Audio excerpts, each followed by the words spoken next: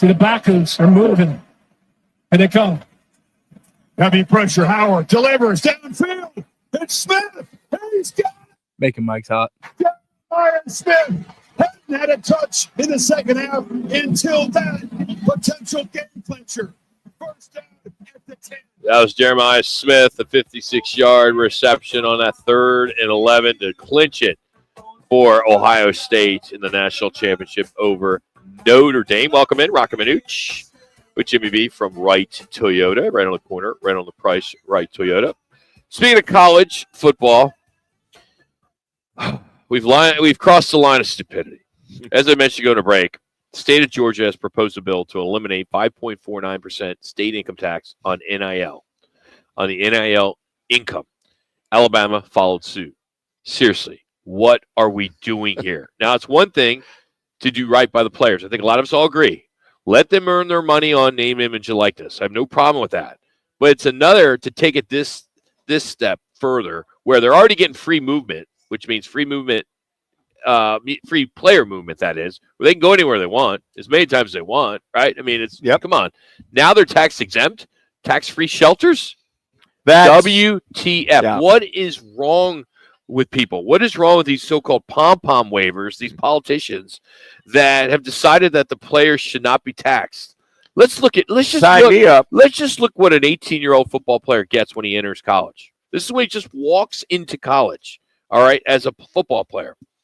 He gets a fully funded scholarship, includes room and board and tuition and books. He gets health insurance. He gets dental insurance. He gets disability insurance in case, of course, a career-ending injury. He gets a competitive salary beginning July 1st because of pay and play now. He gets guaranteed NIL deals because of the collectives at some of these schools. All right. He gets elite training. He gets development from that training with some of the top coaches, sports nutritionists all over the world. He gets the free movement from school to school that I mentioned. And now, at least in Georgia and Alabama, it looks as though they will not have to pay tax on the money that they are making. Now, this is so much deeper than just paying players for NIL. It's more than that. It's more than just kids being paid to play a sport. What is this message for us as adults, as parents, as high school coaches, college coaches, university presidents, the NCAA? This isn't reality in life. What message is this sending to an 18-year-old, a young man who has been glad-handed all his life because he's pretty good, he's athletic, and he can play at the next level? But the numbers are this. 98.4% of college football players will make it to the NFL. Now, there is a slice of that they're going to be able to play professional football somewhere. Maybe it's arena or whatever. But eventually, they need to get a job, a real job, one that offers no free passes, no special treatment, no entitlement, and one that earns you money to pay for rent. You're going to have a budget, hopefully. You need to eat. You need to prepare food. You got to wash your own damn clothes. You got to get up every morning with a plan, with a purpose. You got to meet deadlines. I mean, I go on and on. But we're taking away accountability. We're taking away responsibility. And here they are, 4 or 5 years. They get to live large. But then when that comes to an end, what do they fall back on? What are we doing here? We're going to continue to entitle these athletes? I mean, I understand all those things I said originally about getting the free ride and all that. But now you're getting NIL money, and some of these guys are making $1 million, and you don't have to pay tax on it? I'm sorry. I'm not trying to get in politics, but it's reality in the world we live in. Absolutely. Right or left. Preach it. There is something wrong with that. Whereas there's other 18-year-olds that are working at a fast food place or busting their butts that are getting so much money out of their check taken out. And these guys are playing a sport, and they're making stupid money. They're getting everything else, and they don't have to pay tax. Yeah, and they're probably in the 30% income tax bracket, making $1 million. Yeah. So they don't have to pay more than that. Yeah, they're close to 35, maybe 40%. They don't have to pay their $350,000. They can just skate on that. Here's the other thing I look at when you were talking about Alabama and Georgia, 2 football powers, 2 competing for recruits, right? Competing in that realm. I look at this and go, so if this passes and your Alabama head football coach, hey, look, guess what? You're going to make $1 million a year, no taxes. Yeah. So I'm going to I gross it up. That's like $1.4 million if I gross it up. Is Ohio State doing that? Is Wisconsin doing that? So I look at this clearly, Rock, as a somebody exactly. Somebody got to somebody in the legislature and say, "Hey, look, here's a bill." I call them pom-pom waivers. Exactly. Going, hey, look, if I want Alabama to go ahead and win that national title, we got to think of something with this NIL. We're not going to tax them. Oh, and then Auburn got wind of it.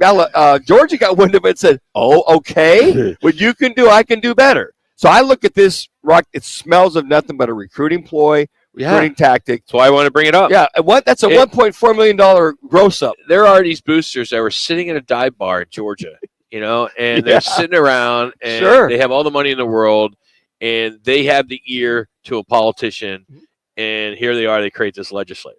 Yeah. And 5 minutes. They run a bill. They set up a bill. Yeah. And if it passes, yeah. Again, like I said, we crossed the line in the sand of complete stupidity on just reality. I mean, where is that? Where is the common sense? Okay, so let me put my IRS hat on. Okay, state taxes, you're fine. Feds, hey, Alabama, Auburn, Georgia, we want our state. We need our federal tax. So if it's 30% total, we want our 10%. You can waive your 15%. But we want our 5% or 10, whatever it is. Yeah. The feds are still going to want their tax. They're just not going to let you skate and say, well, no tax. That's for your state tax. Okay. But for the feds, we still want our share. So, hey, Mr. Quarterback, don't spend your $1 million all in one spot because you're going to eventually owe taxes. And also know that these NIL deals they're probably all going to be LLCs. Sure. So they're going to incorporate themselves. So they're going to write off all this anyway.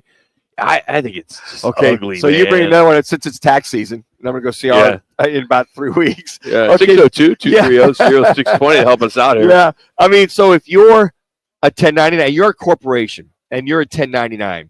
You're an individual. You're an individual contract. You're a corporation. Because S corp, you're an LLC, whatever you may be. You laid out what these young men or young ladies get, their scholarship fee, blah blah blah blah blah.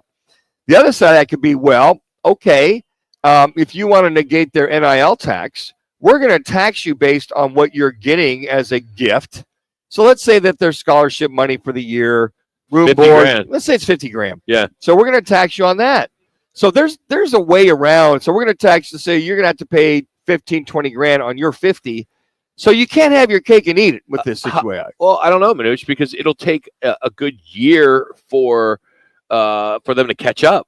So if this gets passed, they'll go a whole year before the government can figure out a way to do what you just said. Well, I would just tell these young men and ladies, save your money or put money aside for taxes because there's no way. There's come on. We all know. Come on, you're 20, you're 18, 19 years old. Well, if you think you got your whole life ahead of you, you're going to be like, why do I need to I'm going to go out and buy a Mercedes. I'm going to go out and buy this. I'm going to do this. I'm going to do that. I'm going to buy all all the bling. Well, if the tax shelter is 5.8%, and you owe, let's say you're in that bracket of, let's say 30%, you're still going to owe 24.2% of the money. They're just going to let you shelter 5.8%. That's still a huge chunk of money. So, but again, remember, Uncle Sam's going to still want their fair share, whatever that is, for the FICA, and then you got your state taxes. But Rock, this is a total recruiting ploy. It smells of it. It reeks of it. It's clear that total recruiting ploy. Yeah. Hey, pretty obvious. Yeah. If we're gonna give you $1 million and you're in the 30%, you're only gonna have to pay 25% because we're gonna get 5.8 as a tax shelter, and they pass it. So it's a total recruiting ploy. Totally. Hey, 5-star in Oregon.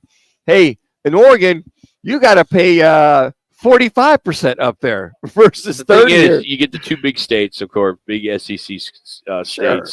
And if it, these two go, Mississippi's going to follow. Louisiana, going to follow. I mean, it's like it's going to happen. Yeah. And I also saw this week if this goes through, hopefully there'll be enough smart people that say, okay, all right, enough is enough. Well, geez, what else do we want to give these kids? This story, I read a story on Tuesday where SEC representatives and Big Ten representatives were in D.C. going to the Congress talking about the NIL. how they could get it enhanced and how they can have the players continue to make the money. It was a big scenario where they were going to allow this. They needed Congress to pass a couple bills where the school's in total control. And as the SEC guys were walking out, they saw the Big Ten guys that were also there. But a lot of this can deal with what they're talking about is antitrust violations. Mm-hmm. So you get the feds and Congress thinking, well, okay, if we can make this work and that work in the SEC, in the Big Ten, and again, other conferences will follow. NCAA will be out of this thing. I think within a couple of years, they'll be out of it. Coming up next, we'll catch up with sports handicapper Scott Spreitzer of DocSports.com. But first, here's Jax with your latest local 620 sports update.